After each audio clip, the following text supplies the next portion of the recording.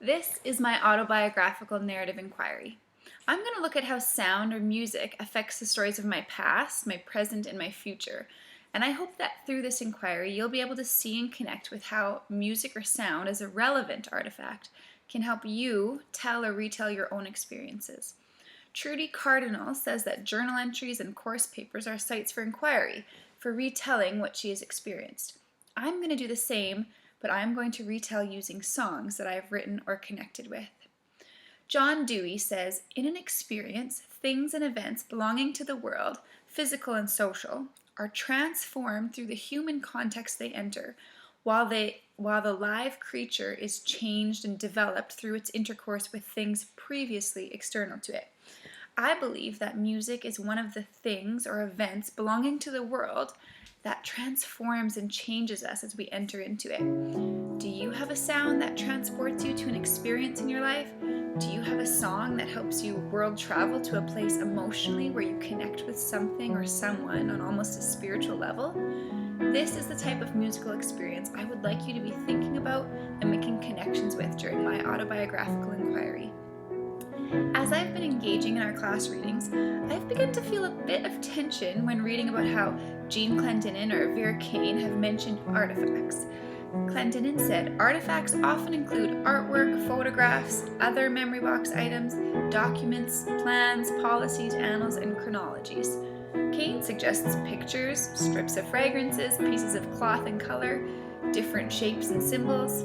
But because sound or music didn't hit their artifact lists, I begin to wonder if these tensions I'm feeling are actually highlighting the way that I'm pushing up against the dominant methodology of narrative inquiry, and perhaps I'm finding my own methodological borderland within the paradigm of narrative inquiry. However, Clendenin says that memories of our past are embodied in our lived and told stories. These memories find expression as they live and tell stories in new places. More than that, Kirby says recollections and artifacts are always reconstructed. And I agree. Even in the song you are hearing, which I composed years ago, I improvised a few chord changes and building moments that I had never played with in this song before. The change in musical dynamics and chords within this song is a metaphor for how my own stories and recollections are intertwined with my memory and imagination. So in whatever physical place you are watching this, I welcome you to connect with my place at the piano, my voice as I talk through my stories, and my songs as I travel temporally to different memories. I welcome you to world travel and think about how a song or sound has storied you. When I was growing up, I guess I could say music was a somewhat lonely venture in my life. My parents or sister didn't play any instruments, and I was the only one who played music. That said, it has always been a positive, lonely activity, and I remember finding a lot of joy playing classical music at home and worship music for church. I connected emotionally with music from a young age, and by high school, I had begun to compose my own songs. I had also learned how to chord, and I was often asked to play piano with the worship band at our church. I got to play on this big, grand piano, and music became a way that I was able to connect with God emotionally and spiritually. In 2004, one of our very close family friends suddenly passed away. I called him Uncle, even though he technically wasn't my uncle. He went to the same church as we did, and our families hung out almost every weekend after church. When it came time to plan for his funeral, his wife, my auntie, asked me if I would play piano for their family member while she sang I Can Only Imagine during the funeral. Of course, I said yes, as I wanted to help and serve in whatever way I could. During the funeral, I remember constantly blinking back tears. I wouldn't and couldn't let myself be emotionally involved in what was going on. I had to walk up on stage and sit at my own church's piano, the place where I normally felt so comfortable and complete, the place where I learned my beliefs about what happens after death, the place where I connected socially with a group of like-minded believers. I sat at that piano and began to play without emotion. I played as though my heart was dead. If I had allowed myself to awaken emotionally, and if any tears slipped out, it would have soon become physically impossible to keep playing the song. I felt like if this happened, the lack of music would have ended up distracting others in the room from their emotional connection to the words and music, their memories of my uncle, and their thoughts and dreams of heaven. So this left me feeling alone in a social and familial landscape that often brings families and communities together. Looking back, I see how my strong sense of identity in music influenced me to believe it was part of my responsibility to use music as a vehicle for others to experience a phenomenon, whether that was emotional, spiritual, social, intellectual, or physical.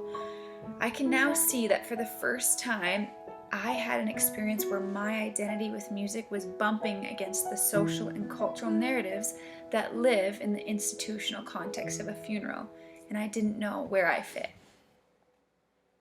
Over the years, my piano has been the place where many of my musical stories have been written and rewritten. It has offered solace in times of great need and pleasure in times of amusement. My piano has been a place of healing more than once in my life. The song you're listening to is from a dark time in my life when I was unsure of my path and my way felt unclear. I felt deep loss, and for several days in a row, I remember sitting at my piano and allowing my soul to cry out through the keys. I was using minor keys and physically tense chords to pour out some of my heartache that I was experiencing.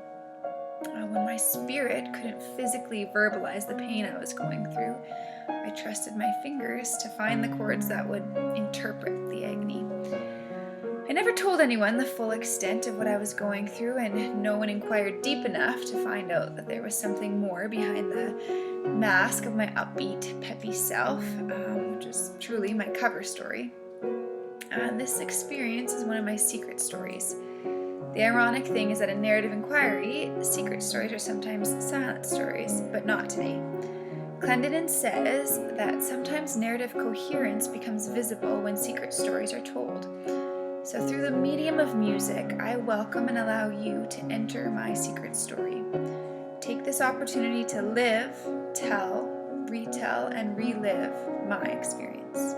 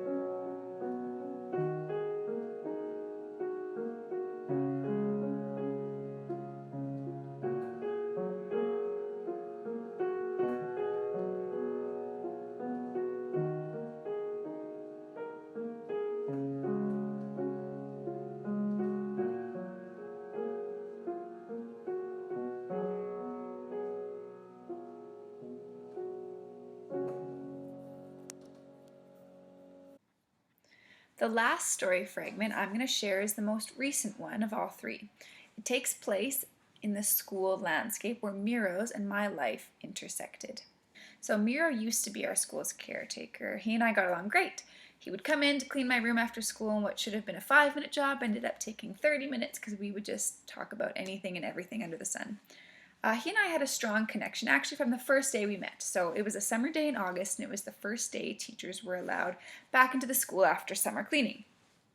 It was my first year at this specific school, and so I was lugging in my teaching supplies and my bookshelf. And he actually introduced himself to me in front of our school elevator. And as soon as I told him my name, he smiled and told me he would never forget it. At first, I had a hard time understanding him through his thick Bosnian accent, but soon I understood that his daughter is around the same age as me, and her name is also Daniela. And at a later date, he even told me that his wife loved the name Daniela so much that they also named their son Daniel. So I was pleased that my name wouldn't be slipping from his memory anytime soon. And so during his daily rounds of cleaning my classroom, he would tell me stories from his life in Bosnia. Unfortunately, my relationship with Miro is limited these days as he no longer works at our school.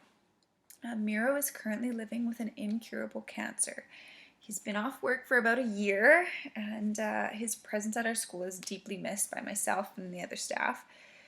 So as I was doing this autobiographical narrative inquiry, I actually reached out to Miro and let him know that his stories really connected with me and made a bigger impact on my life than I had first realized.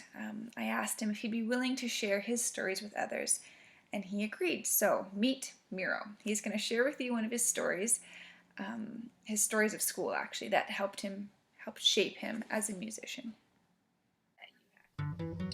Oh, that was great, fifth grade in my country, and we had uh, 2 hours like music that day when the teacher came to show us first like how to listen to music, and she showed us that we have to put hands on our desk and head on it and close our eyes and try to imagine and think about what this composer is thinking about certain music what he composed, because every music doesn't have to be words. Through instruments, you can describe something what you want. And then after that, she told us that we have to listen something what she gave to us to listen and imagine what he was thinking of that song and write what he thinks it is. And then we will listen to it how long. And when it is finished, write what you think. And we finished that. She brought all our notebooks home to check out and read. And next time when we had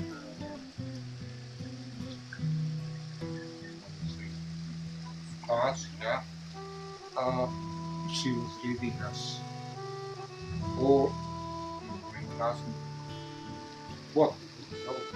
And it was starting. And in the end, I was the only one who wrote exactly what he thought about this stuff, and she gave to me highest mark all year. When I temporally look back at the way Miro connected to that teacher's lesson, I see his embodied narrative. From a young age, he learned that music told a story. Not only did his connection with music physically become an artifact through his drawings and writing at that school that day, but later on, he began to live out or embody his story as a musician on a new professional landscape. And one day, told me one. I knew all musicians in the city.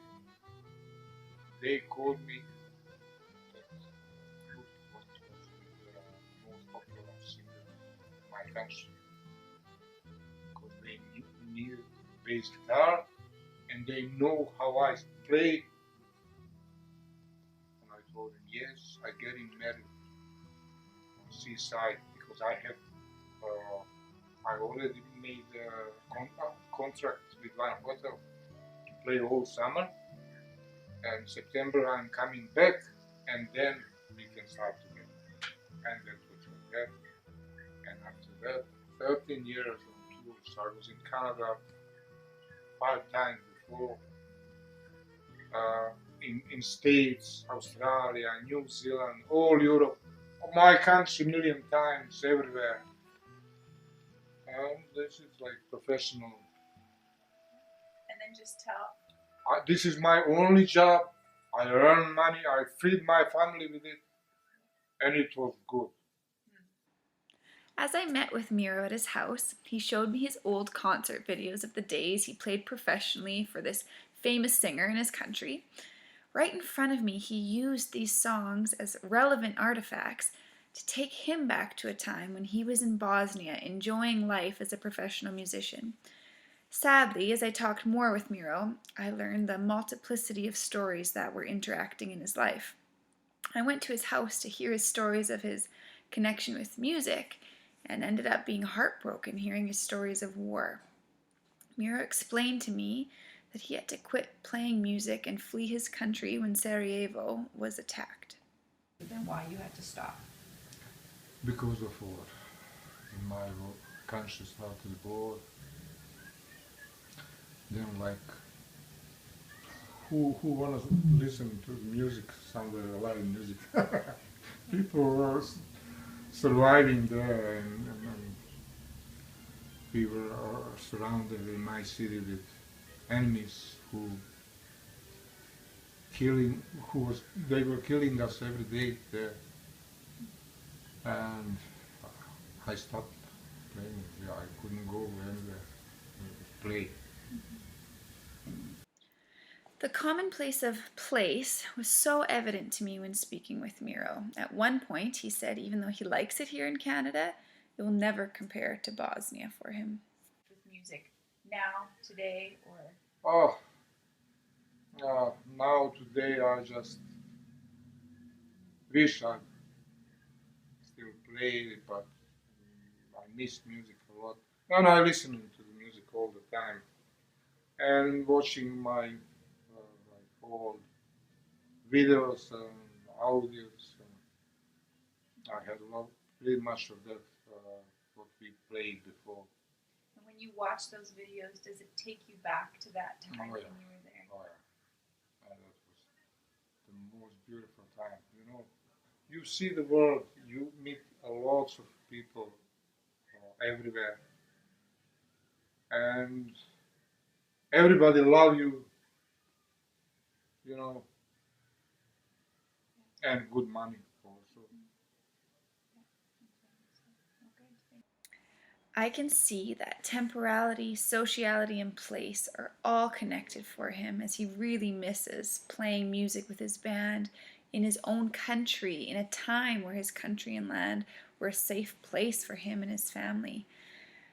This autobiographical narrative inquiry into my own identity in music led me to see that Miro's and my life intersected and connected around our own stories to live by, which is our love of music, music becoming a way of knowing, music shaping our context and social connections, and it being a huge part of both of our identities. Moving forward, my plan is to repeat the same lesson that Miro experienced when he was a kid with my own students in the next couple of weeks, actually. It's not that I connected with the lesson deeply, but I have connected to Miro in a deep way, and I want to show him reciprocity. So Stuart Harawira says reciprocity recognizes that nothing occurs without corresponding action. So reciprocity means deeply acknowledging the gifts of the other and acting on this recognition in ways that deeply honor the other. At its deepest and most fundamental level, reciprocity requires that we acknowledge and honor the being of the other. So Miro was ecstatic to hear that I was going to do this lesson with my children, and he asked if I could share with him what they heard in the music. When I think about relational ethics, I think about how this allows Miro to be a part of my own research and how he's helping me to co-compose who I am becoming as well. In conclusion, throughout this autobiographical narrative inquiry, I've been able to look temporally at 3 stories: the story of my uncle's funeral, my own secret story, and my story of Miro. Connolly and Clendenin say events under study are in temporal transition. Throughout this process, I've been able to inquire into some past, present, and future stories, and I've become aware that I have been composing and revising my autobiography as I go along. When inquiring into these stories I've shared, I found that a relevant artifact that helped me understand my stories was music and sound. It was an artifact that helped me move temporally through the different times and find a common thread throughout. Furthermore, I was able to see that in 2 of the stories, the common place for me was my piano. Clendenin says all events take place someplace. For me, 2 of my stories took place at my piano. For Miro, the place that surfaced through his stories was Bosnia. Clendenin says social conditions are understood in part in terms of cultural, social, institutional, familial, and linguistic narratives. Going back to my funeral story helped me inquire into some of the familial and institutional narratives I was living in and experiencing. Inquiring into my secret stories helped me understand that though I was experiencing sadness alone, I was offering a cover story to others in my life while I was storing my own pain through composing music. Inquiring into Miro's stories helped me understand the multiplicity of stories that we all live in. Here I thought I knew what type of story he was going to offer me, and he blew me away with the stories he actually shared. During Miro's stories, I was able to look at the cultural and linguistic narratives that were evident. Though Miro and I both use the artifact of music as our jumping off points, we both have very different journeys. I'm thankful that he played a role in my autobiographical narrative inquiry. Thanks for watching my video. I hope that the stories I have shared and inquired into can affect you in positive ways. I trust that it can alter you in a small way of who you are becoming.